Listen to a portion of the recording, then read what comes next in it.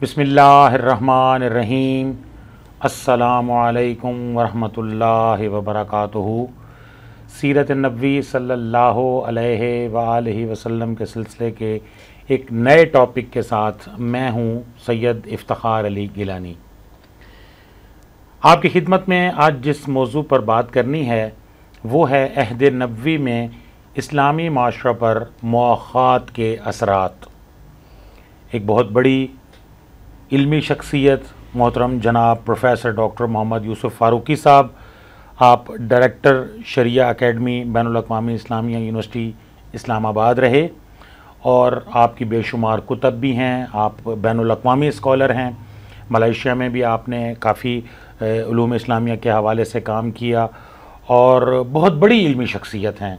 अल्लाह तबारक व तआला उन्हें सेहत सुख और सलामती के साथ रखे। उन्होंने ये आर्टिकल पहली बैनुल अक़वामी सीरत कॉन्फ्रेंस जो 11 फरवरी सन 2000 ईस्वी को इस्लामी यूनिवर्सिटी बहावलपुर में हुई थी, उसमें ये आर्टिकल आपने पढ़ा था।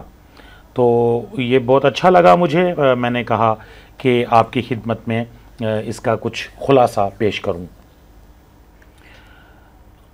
मुआख़ात, जैसा कि आपको मालूम है कि इस्लामी अख़ुवत का एक अहम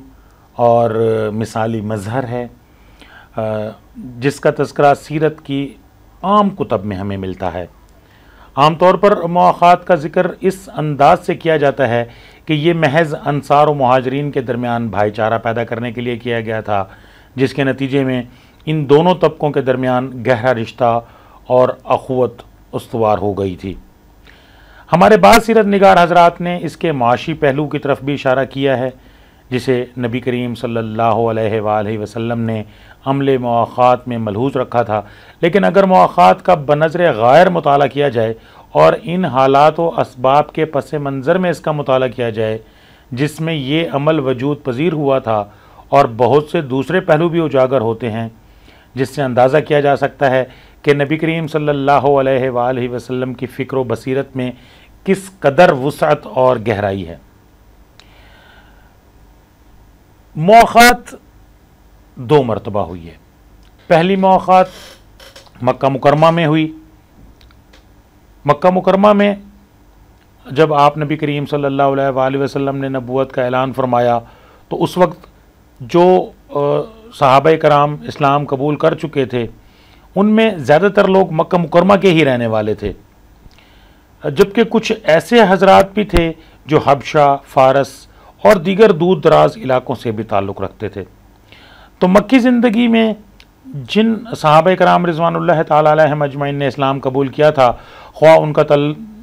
ताल्लुक़ सरज़मीन मक्का से हो या बैरून मक्का से, वो मुख्तलिफ़ कबाइल और घरानों के एक एक दो दो अफराद थे।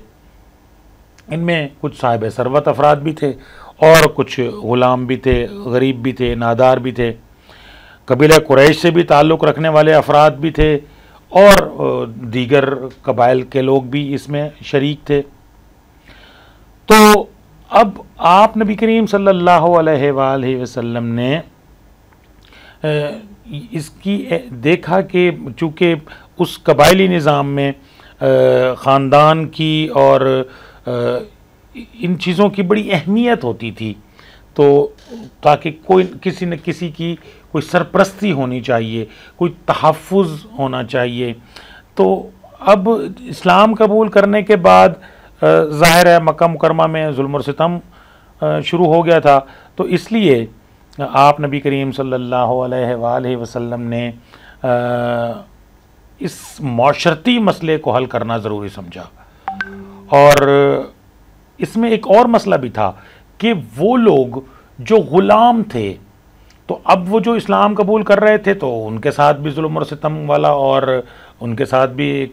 गलत रवैया इख्तियार किया जा रहा था। तो इस पर आप नबी करीम सल्लल्लाहु अलैहि वसल्लम ने भाइयों के दरमियान मुआख़ात कराई।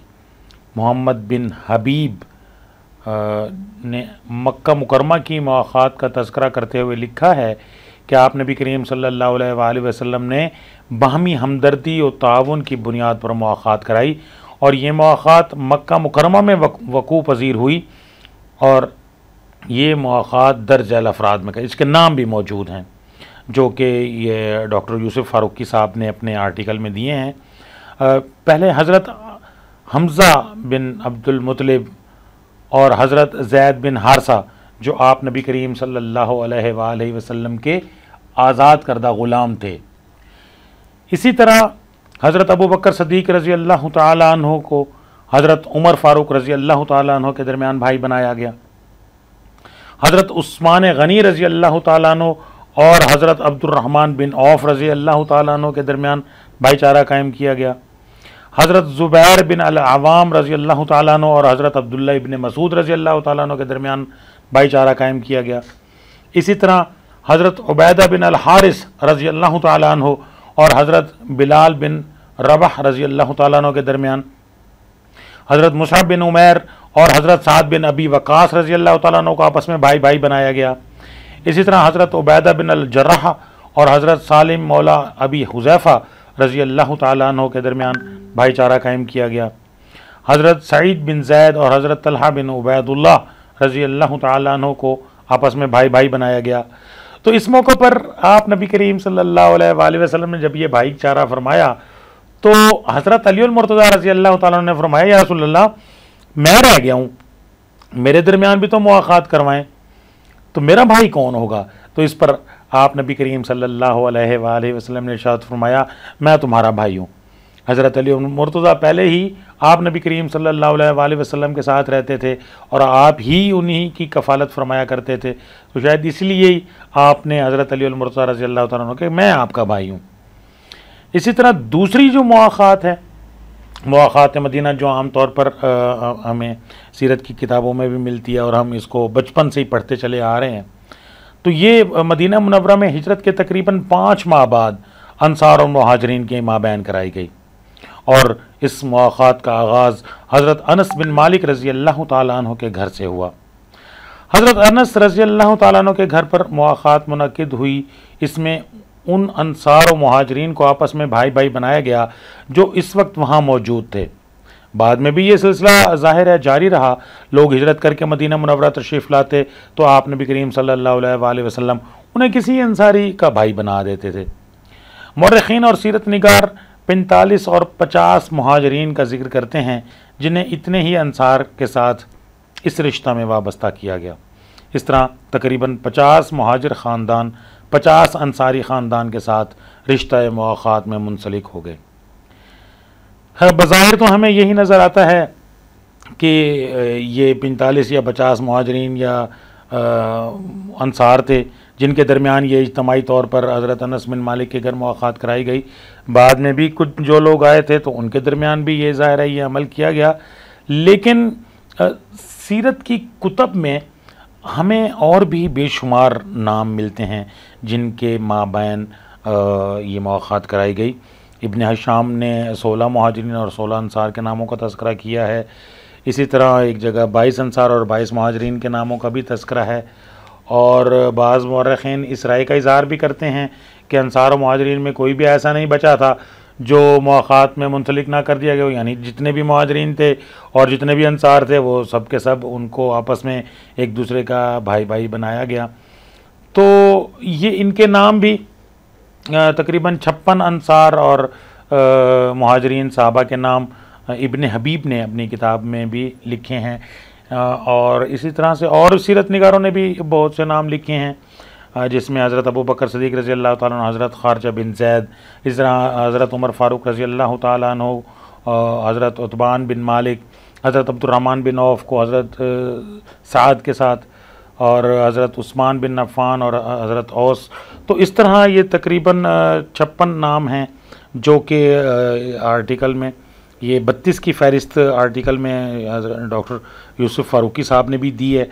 تو یہ عمل ہے مواخات کا۔ تو یہ اس کی آپ نبی کریم صلی اللہ علیہ وآلہ وسلم جب مدینہ منورہ تشریف لائے تو آپ کا جو ہدف تھا کہ ایک ریاست کا قیام ہے اور اس ریاست کو پھر کامیابی کے ساتھ چلانا بھی ہے، تو اس کے جو اجتماعی مسائل ہیں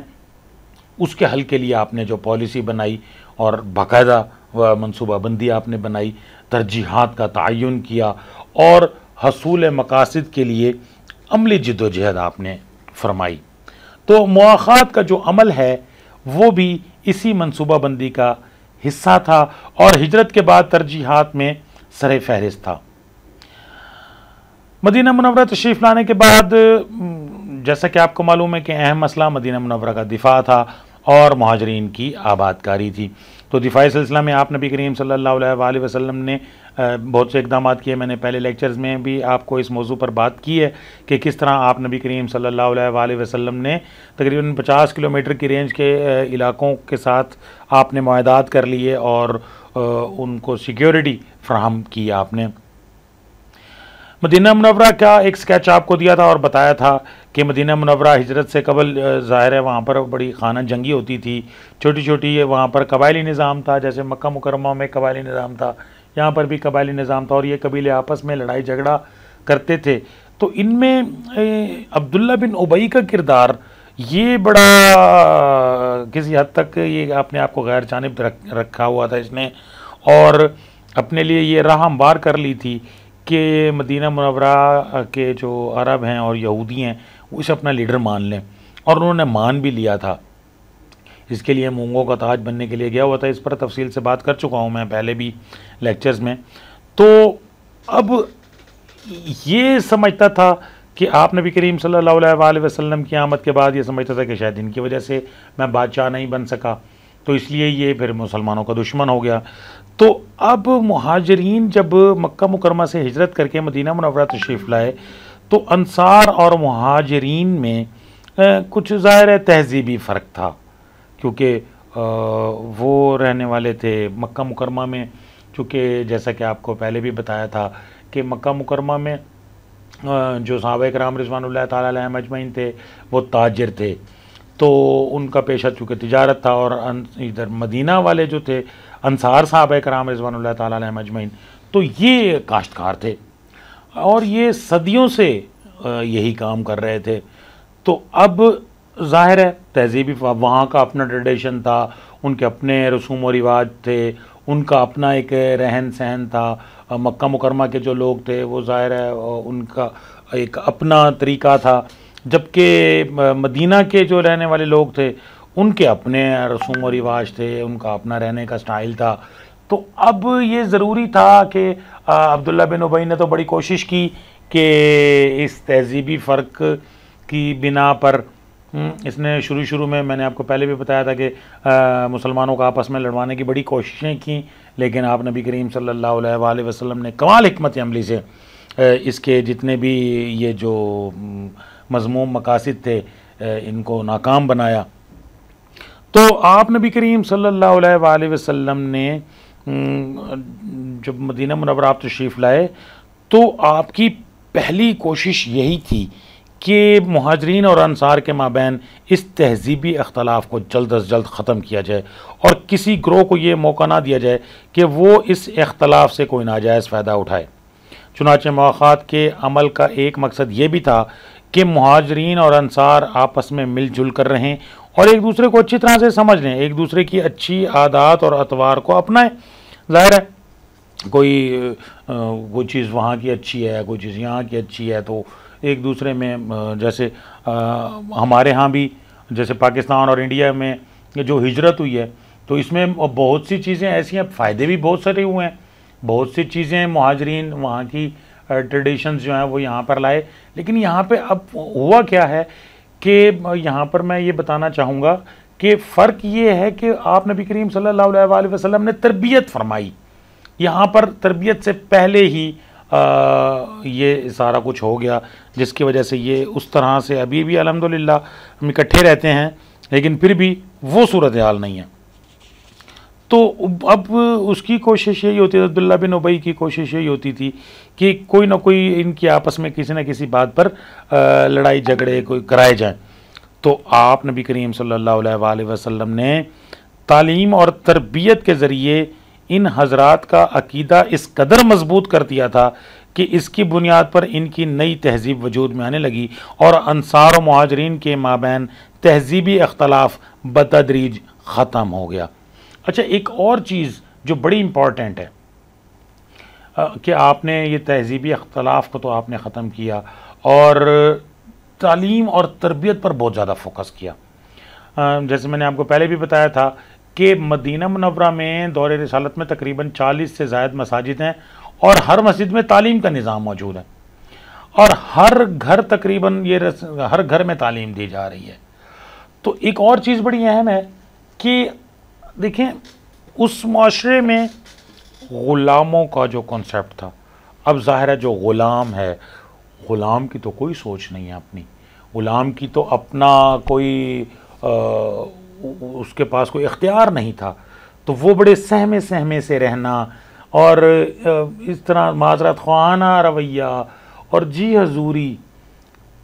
لیکن آپ نبی کریم صلی اللہ علیہ وآلہ وسلم نے مکہ مکرمہ میں بھی اور مدینہ منورہ میں بھی جب مواخات کی ہے تو غلام اور آزاد کی آپس میں مواخات کرائی ہے تاکہ غلام آزاد کے ساتھ جب رہے گا تو وہ اس کے ساتھ رہ کے خود فیصلہ کرنا بھی سیکھے گا، اس کے ساتھ رہ کے اس کو یہ پتہ چلے گا کہ آزاد زندگی کیسے گزاری جاتی ہے. تو یہ تجربہ بھی بڑا کامیاب رہا اور دیکھتے ہی دیکھتے جو غلام صحابہ کرام تھے جو تازہ آزاد ہوئے تھے تو ان کے اندر بھی وہ چیزیں ان کے اندر پیدا ہو گئیں اور بہت جلد ان لوگوں نے آزاد لوگوں کی طرح سوچنا شروع کر دیا اور ایک آزاد زندگی گزارنے لگے. تو یہ بھی ایک بڑا اہم تھا. تو اسی طرح ہر گھر میں غیر رسمی تعلیمی ادارہ قائم ہو چکا تھا، یعنی قرآن مجید فرقان حمید کو پڑھا جاتا تھا، اس کو لکھا جاتا تھا، اس کو سمجھا جاتا تھا اور یہ کام ہر گھر میں ہو رہا تھا. یعنی جو خواتین ہیں وہ بھی تعلیم سیکھ رہی ہیں، وہ بھی تعلیم حاصل کر رہی ہیں، وہ بھی تربیت لے رہی ہیں. اسی طرح سے بچوں کو بھی تربیت دی جا رہی ہے. تو جیسے مسجد نبوی میں اصحاب صفہ قائم کیا گیا، وہاں پر پہلے یونیورسٹی قائم کی گئی اور صحابہ کرام رضوان اللہ تعالیٰ علیہم اجمعین وہاں پر تعلیم حاصل کرتے تھے. مساجد میں یہ کام ہو رہا ہے تو گھروں میں بھی اسی طرح سے یہ کام ہو رہا ہے. اسی طرح مدینہ منورہ کے جو معاشی وسائل ہیں، اب دیکھیں دو چیزیں بڑی اہم ہیں. آج کا کاشتکار کو سب سے بڑا پرابلم کیا ہے کہ اس کی فصل تیار ہوتی ہے لیکن اس کا پرابلم ہے مارکیٹنگ، وہ کہاں بیچے. تو اس کو سب سے زیادہ نقصان کہاں ہو رہا ہے کہ وہ جو آڑتی ہے وہ اس کی ساری محنت جو ہے وہ لے جاتا ہے. تو اب ہوا یہ کہ جب مواخات ہوئی تو چونکہ مہاجرین جو تھے وہ تاجر تھے اور انصار کاشتکار تھے، تو معاشی جو وسائل تھے ان پر یہودیوں کا قبضہ تھا. مدینہ منورہ کی ٹریڈ اینڈ فائنانس یہودیوں کے کنٹرول میں تھی. تو اس مواخات کے نتیجے میں یہ ٹریڈ جو ہے آہستہ آہستہ پھر مسلمانوں کی اپنی مارکیٹیں بنی اور حضرت عبد الرحمن بن عوف اور دیگر چونکہ جو تاجر تھے صحابہ کرام انہوں نے تجارت شروع کی اور ظاہر ہے مسلمانوں نے پھر ایک دوسرے کے ساتھ بڑا تعاون کیا اور پھر دیکھتے ہی دیکھتے تھوڑے ہی عرصے میں مدینہ منورہ جو ہے ان میں مسلمانوں کی اپنی جو بالادستی قائم ہو گئی اور اس میں جو تجارت تھی وہ بھی. تو مواخات کا عمل آج بھی دہرایا جا سکتا ہے، جیسے کہ میں نے پہلے عرض کی کہ اس کا صرف ایک پہلو یعنی وراثت میں بھی شریک ہونا قرآن کریم نے اس کو تو منسوخ کیا ہے کہ اب ظاہر ہے کہ کوئی اگر کسی کو منہ بولا بھائی بنا دینا ہے تو پھر اس کو ہم وراثت میں تو حصہ نہیں دے سکتے. لیکن باقی جو مال و متاع ہے تو اس میں ہم جو ہمارے جو ایسے مہاجرین ہیں ہم ان کے ساتھ اچھا سلوک کر سکتے ہیں. جتنے بھی ہمارے جو آج کل ہم دیکھ رہے ہیں کشمیر کا مسئلہ ہے، کشمیر سے مقبوضہ کشمیر سے جو مہاجر ہو کے آزاد کشمیر کی طرف آتا ہے تو وہاں پہ بھائی چارہ قائم کیا جا سکتا ہے. جو اس طرح کے ہمارے دیگر شام میں، فلسطین میں یا دیگر ممالک کے جو ہمارے مسلمان بھائی جو پریشانی میں مبتلا ہیں، برما میں ہیں اور بے شمار پوری دنیا میں ہیں. جیسے کتنی بڑی مثال ہے کہ ہم نے افغانستان کے جو مہاجرین ہیں ہم نے انہیں اپنا بھائی بنایا، ان کو اپنے گھر میں جگہ دی.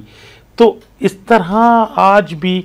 یہ جو معاشی معاشرتی تہذیبی اور جو تمدنی مسائل کا شکار ہیں، تو آج مسلمانوں پر جہاں پر عرصہ حیات تنگ کیا ہوا ہے،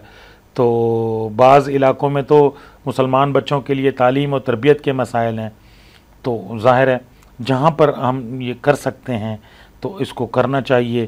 اور ڈاکٹر یوسف فاروقی صاحب نے تو اس میں یہ بھی لکھا کہ OIC اس مسئلہ میں قدم اٹھائے اور اجتماعی طور پر امت مسلمہ کے معاشی اور معاشرتی مسائل کے حل کرنے کے لیے سیرت طیبہ سے ہمیں سبق لینا چاہیے، اور اسی کی پیروی میں ہماری نجات اور کامیابی ہے۔ تو یہ ایک آرٹیکل تھا پروفیسر ڈاکٹر یوسف فاروقی صاحب کا، جو انہوں نے بڑی محنت سے لکھا، ماشاءاللہ بہت اچھا آرٹیکل تھا، تو میں نے کوشش کی ہے کہ اس کا خلاصہ آپ کی خدمت میں پیش کر سکوں۔ تو انشاءاللہ بہت جلد ایک نئے موضوع کے ساتھ پھر دوبارہ ملاقات ہوگی۔ السلام علیکم ورحمۃ اللہ وبرکاتہ۔